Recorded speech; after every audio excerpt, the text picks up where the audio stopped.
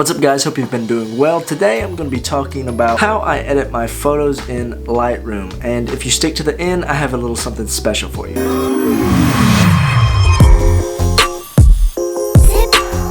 If you're new to this channel and want to see more filmmaking tips and tricks, then I suggest you click that subscribe button down below and click the little bell next to it so you don't miss anything. I usually edit my photos in Lightroom, obviously, with a preset already applied because it just gives me a good base. After I put the preset on, then that's when I go in and I make my adjustments to the shadows, highlights, hue, saturation, all that sort of stuff. I have been editing in Lightroom for about 2 to 3 years. I'm pretty good at the app, but I'm not the best. I'm not a professional, I haven't put in my 10,000 hours yet. I do know my way around the application. Editing in Lightroom is easy as writing your name down on a piece of paper. You can literally look up any sort of preset you could ever think of on YouTube. You type in moody preset, you can find one. You type in jungle preset, you can find one. You type in aesthetic or modern, minimal, just literally any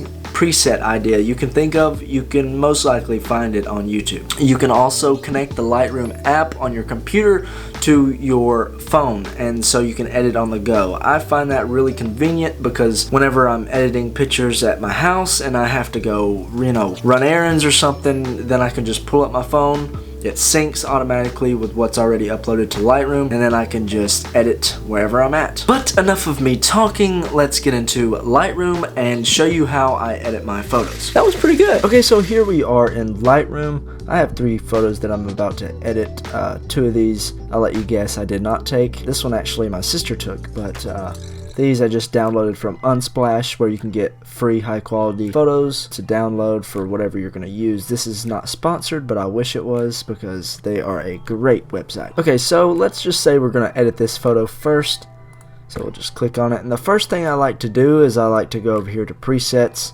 And kind of, I have user presets that I've downloaded, watched a tutorial for on YouTube. I usually just like to scroll through here and just kind of see what gives me the best vibe for the picture and what my eyes fit to the best. And for this specific picture, since it's more of a headshot and there's no like trees or any grass or landscaping behind him, we're just gonna choose this preset. I know it says landscape, but I just like the way the colors show off on this. So the first thing I like to do is I'll usually go over here to the contrast and kind of edit it to my liking. I usually like to bring that down a little bit, sort of bring the highlights down, gives it that correct look. Bring the shadows up a little bit just to make his eyes more visible, and then the whites. And then I don't usually like to keep the blacks down here. Kind of like to fade them just a little bit if it's already faded in the preset. And then I do like to bring the saturation up. And then on the color mixer, since there's no really blue tones, I don't think, maybe his eyes, no, see green, maybe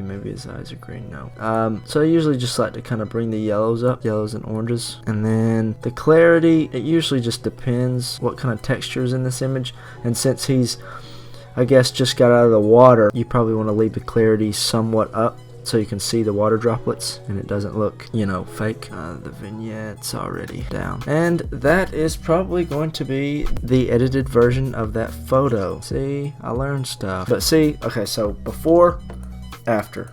Before, after. Now to me it looks a lot better. The skin tone is back, the clarity is up, you can see more of the water droplets, and it just looks just a lot better in my opinion. Okay, so in this picture right here we're gonna go to the presets, and I think I would like to add the short stash preset. And all these presets you see right here, you can literally go and search up on YouTube and find it easier than I can even show you. What we'll do is definitely bring the blacks down just a little bit. I just want to fade them just a little bit. I want to increase the contrast and decrease the highlights, and then raise the shadows up. Not all the way up, but 60 would be fine. And then the whites, probably bring that back up a little bit, and the blacks can stay there. The best way I have found, if you're doing, Lightroom editing or whatever, you want to kind of do like a little preview with your mouse, right? And just kind of like move it back and forth and kind of stop wherever it looks the best. And that's how I kind of find where to kind of perfect my edits. So I noticed that there is some blue and green in this photo. I definitely want to bring the cyans and the blues back up a little bit, just add that color. Leave the greens where they are maybe. maybe. See the yellow. Oranges go down a little bit. Texture, come up. Clarity can actually go down a little bit. The vignette is already applied,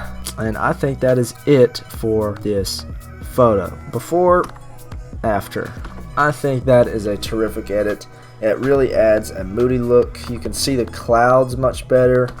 Yes, it's a darker image, and you can see the clouds kind of moving. That's because it's distorted a little bit. Oh, I guess not. Oh, well, it's set to the Canon EF 50mm profile, so that's why it's distorting it a little bit. Yeah, as you can see the details in the hands get a little more visible here, but I do like the turnout of this photo. So the next photo is obviously going to be me. These previous two photos were composited perfectly. I didn't really have to do anything, but since this one isn't really a perfect composition, what I'm going to do is I'm going to go over here, the crop, and I'm just going to line my eye up with the rule of thirds. I'm going to have my right eye on the top left intersecting point right there, just so I can have this nice 3 square negative space, and then the 3 square right here, my body. I don't know if that makes sense, but whatever. And then we are just going to go to one of my presets.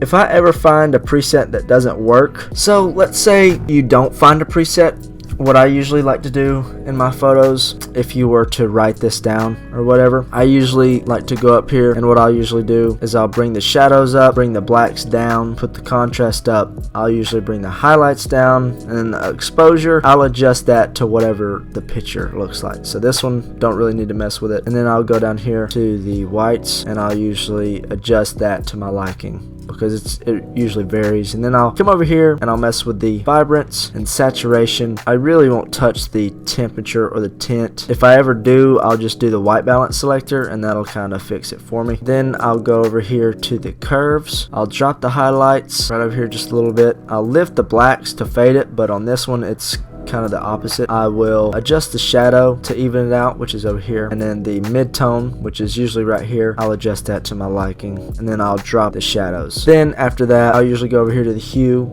and mess with my oranges and yellows, and then maybe my blues. I don't really touch the reds, or I don't really touch the pinks or purples that much, unless there's a lot of pink or purple or red in my image.